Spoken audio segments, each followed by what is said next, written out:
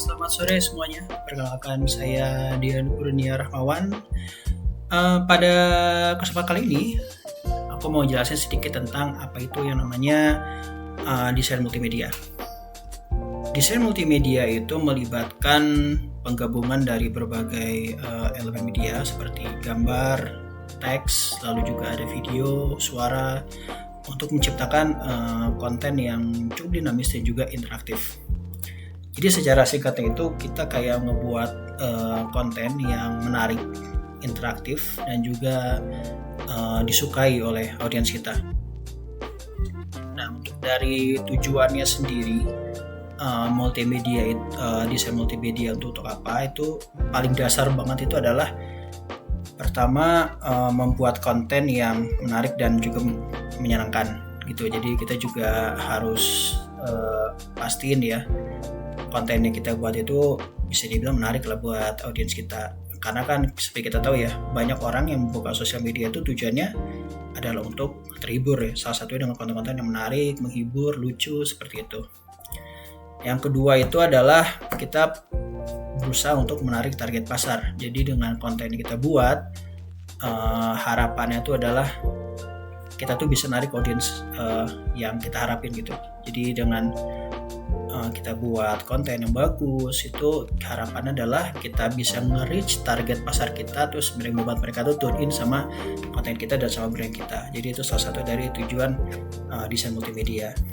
Nah, yang ketiga itu ya balik lagi ya, kita juga ingin menyampaikan sebuah pesan atau campaign yang dengan cara yang menarik dan juga menghibur gitu. Jadi supaya nggak kelihatan boring gitu. Jadi intinya buat sharing sebuah pesan juga gitu. Nah, untuk paling penting banget tuh biasanya kalau multimedia itu, desain multimedia itu paling berpengaruh untuk marketing dan branding. Jadi memang seperti yang kita semua tahu ya, kalau yang namanya itu branding dan marketing itu mostly sekarang ini adalah dia itu dilakukan di sosial media, di YouTube, Instagram, TikTok, dan juga berbagai channel yang lain. Mereka tuh perlu konten-konten yang menarik dan juga bisa nge-guide audiens buat tune in sama brand kita atau membeli produk kita gitu. Jadi itu pentingnya di desain multimedia. Nah, lalu berikutnya itu adalah kalau di dunia teknologi ya, mungkin teman-teman juga ada bermain di sini, itu desain multimedia itu penting banget buat mereka yang mungkin bersinggungan sama yang namanya experience designer atau product designer, karena ya mungkin teman-teman pahami ya, akan sangat aneh kalau di aplikasi itu nggak ada teks, nggak ada video, nggak ada ilustrasi, nggak ada gambar, nggak ada apapun, kan pasti aneh ya. Nah, makanya itu untuk teman-teman yang mungkin gerak di digital seperti web design atau product design itu pasti perlu banget yang namanya desain multimedia, karena dengan cara itu kita bisa naikin attention dari user kita itu ke app atau ke website yang kita buat gitu kan. Contohnya kayak kita ngebuat website gitu ya. Jadi di website itu kan, untuk di satu website yang bagus kan itu perlu ada kayak gambar yang menarik, terus juga kayak ada informasi yang menarik, terus juga di situ juga harus ada kayak layoutnya juga harus benar gitu kan. Dan semua itu perlu ilmu desain multimedia gitu, karena tanpa proses desain multimedia sendiri ya kita nggak akan bisa bikin website yang bagus gitu kan. Jadi itu salah satu dari manfaat ya kita untuk mengerti dari yang namanya desain multimedia gitu.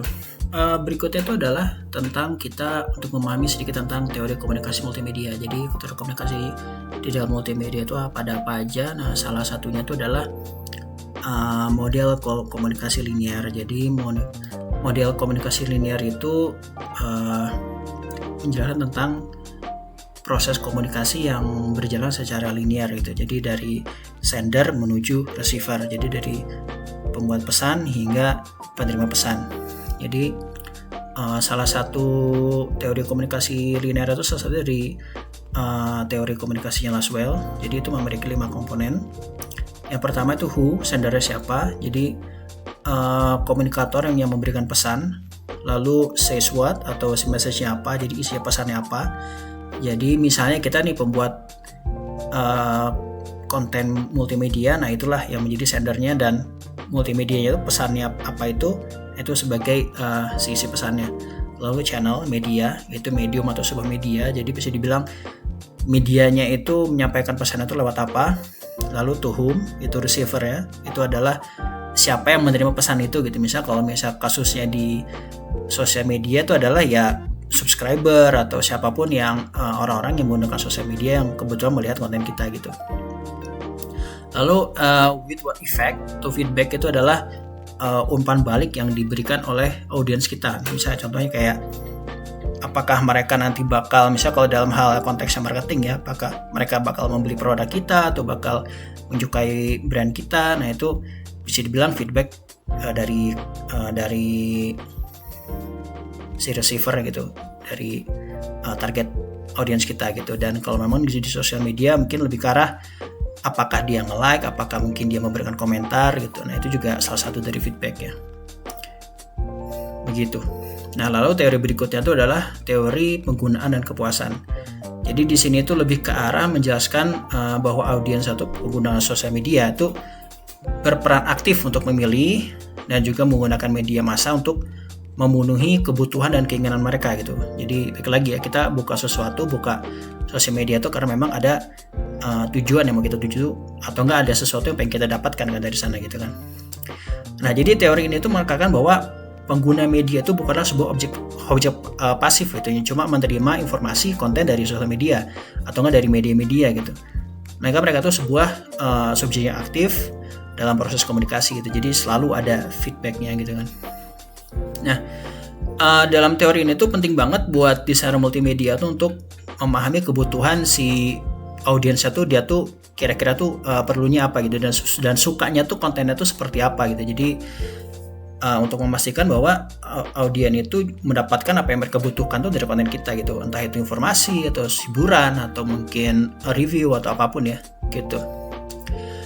Nah ini mungkin contohnya ya, di dalam sosial media kan mayoritas orang kan makanya buat terhibur atau terinformasi ya.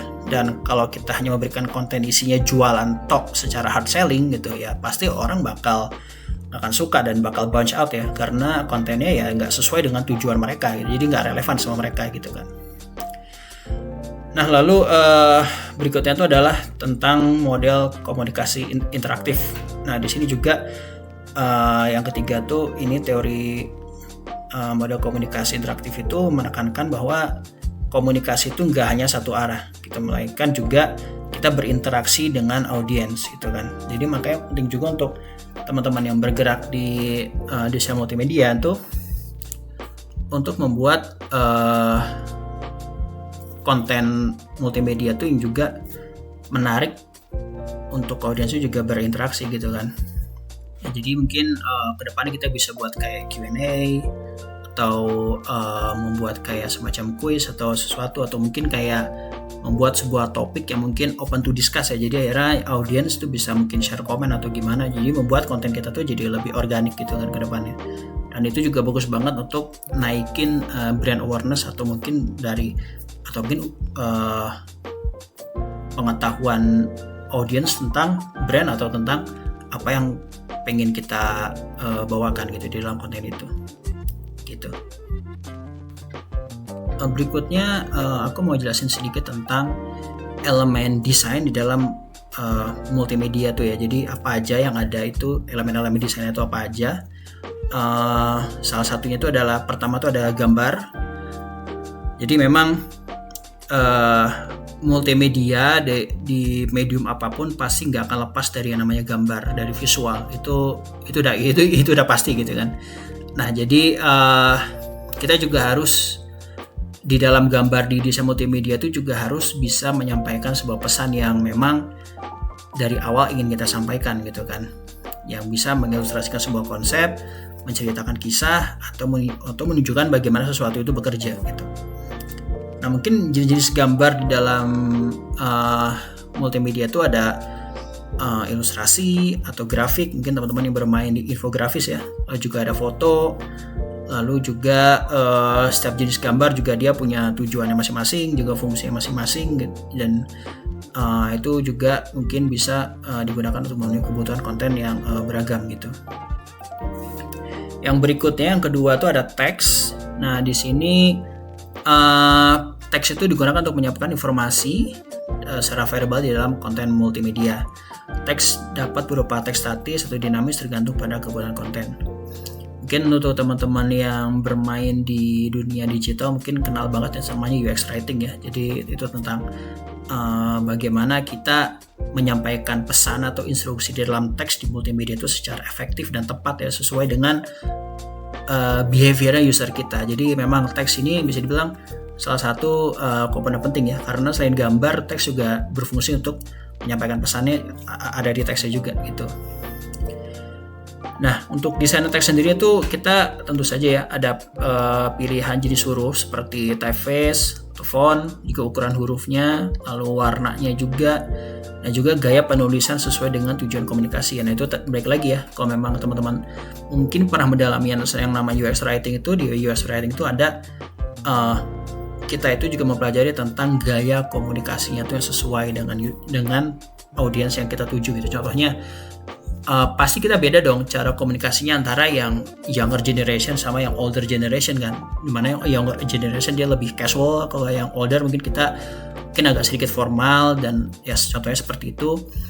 Jadi perlu dipahami banget bagaimana behavior audiens kita, dan kita juga menyesuaikan dari gaya teks gaya bahasa yang kita pakai gitu. Nah lalu berikutnya ada yang ketiga tuh ada video. Jadi di sini kita pakai elemen penting itu ada multimedia, itu adalah video. Jadi bagaimana video itu bisa menceritakan ya sebuah mungkin kisah atau informasi atau nggak memperkenalkan produk atau menceritakan tentang sejarah perusahaan atau apapun gitu. Jadi memang video ini yang bagus itu as a whole ya, dia mampu mengkomunikasikan sebuah pesan secara jelas dan juga tepat sasaran ke audiens yang kita tuju gitu kan. Nah untuk jenis video sendiri itu di dalam multimedia itu ada beberapa ya, contohnya kayak animasi atau video 3D atau mungkin video interaktif atau mungkin kayak video yang mungkin sifatnya short duration atau long duration. Itu tergantung dari kebutuhan dari si konten itu sendiri gitu. Yang keempat ada suara dan audio. Nah seperti kita tahu ya teman-teman, mungkin ketika kita dapat konten yang gak ada suaranya pasti rasanya ada yang kurang. Nah untuk itu memang suara itu atau audio itu suatu hal yang penting, karena dengan suara itu juga kita bisa menyampaikan pesan secara verbal, dan juga dengan musik atau audio itu kita juga digunakan untuk menjelaskan sebuah konsep, menambahkan efek supaya si konten itu jauh lebih menarik gitu. Misalnya kayak ada pesan yang mungkin kita pengen audiens itu ikut terbawa emosional nih, berarti kan kita juga bisa tambah efek-efek yang atau enggak musik-musik yang sedih atau mungkin yang bisa dibilang mellow gitu kan. Ketika kita bikin orang itu happy dengan konten kita ya kita kasih musik-musik atau audio-audio yang beatnya tuh happy gitu kan. Jadi penting banget posisi suara di konten atau di multimedia yang lagi kita buat gitu. Lalu jenis-jenis suaranya sendiri, kalau di dalam multimedia tuh ada beberapa jenis suara ya, seperti kayak narasi, seperti misalnya kita lagi buat konten menjelaskan sesuatu, kita pakai narasi. Lalu juga ada musik latar, ada background music, terus juga efek suara. Mungkin teman-teman kalau bikin film atau short movie mungkin pakai efek-efek suara ya untuk menambah efek dramatis dari video yang dibuat. Dan juga berbagai jenis suara lainnya ya, kayak ambient sound dan lain-lain, juga gunanya masing-masing dan tujuannya itu untuk membuat konten jauh lebih menarik gitu.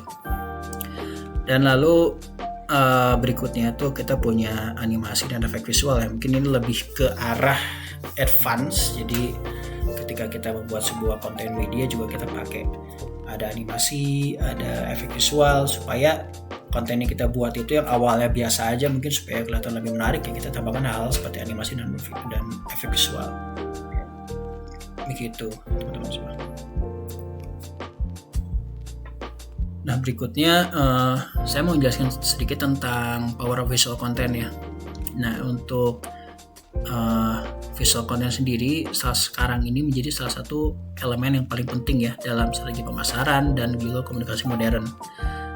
Hal ini karena memang yang mostly interaksi komunikasi sekarang kita pakai ada di medium sosial media dan juga medium video, audio dan gambar gitu, dengan aplikasi-aplikasi seperti YouTube, Instagram, TikTok, yang semuanya tuh kita berputar-putar di lingkungannya konten gitu, entah itu video atau mungkin audio gitu. Nah, untuk manfaatnya sendiri dari visual content itu yang pertama adalah visual content itu bisa dibilang diproses oleh otak manusia tuh lebih cepat 60.000 kali daripada pesan teks. Jadi dengan kita membuat gambar itu bakal lebih cepat dimengerti daripada kita menjelaskan secara tekstual gitu. Lalu juga meningkatkan yang kedua tuh bisa meningkatkan engagement. Jadi konten visual tuh kemungkinan besarnya tuh lebih mungkin tuh mendapatkan interaksi seperti likes, komen, dan share daripada hanya konten teks itu. Apalagi dengan ditambah orang Indonesia tuh lebih suka nonton video ya daripada membaca, jadi sangat inline banget untuk kita mulai fokus di visual content gitu. Lalu yang ketiga tuh juga bisa meningkatkan brand awareness. Jadi dengan visual content tuh kita bisa meningkatkan kesadaran brand dari brand yang lagi kita buat nih gitu, agar lebih dikenali oleh masyarakat dan juga berdampak baik secara jangka panjang terhadap brand kita. Dan yang terakhir itu adalah meningkatkan kepercayaan konsumen terhadap brand yang kita punya, dan juga kedepannya juga diharapkan konsumen bahkan lebih selalu familiar, bisa dibilang selalu teringat ya dengan brand kita, mungkin dengan jingle yang menarik, video yang menarik, iklan yang menarik, iklan yang lucu gitu kan. Jadi dia lebih familiar dengan brand kita buat gitu. Mungkin salah satu contohnya itu paling ikonik itu yang ini ya, iklan Jarum 76 mungkin ya. Dia ada si Jin yang selalu mengabulkan keinginan yang mungkin agak-agak sedikit nyeleneh gitu kan. Nah, itu salah satu konten yang menarik dan membuat orang tuh selalu inline gitu sama brand yang dibawakan oleh iklan itu. Begitu teman-teman. Oke, mungkin segitu aja penjelasan dari saya tentang tentang desain multimedia. Harapannya adalah kedepannya kita mungkin bisa mendalami lagi bagaimana komunikasi multimedia, bagaimana komunikasi di sosial media itu berjalan, dan bagaimana kita membuat pesan-pesan multimedia yang baik supaya mungkin kedepannya kita bisa mengurangi konflik dan perpecahan dengan pesan-pesan yang baik. Oke, sekian dari saya. Terima kasih. Assalamualaikum warahmatullahi wabarakatuh.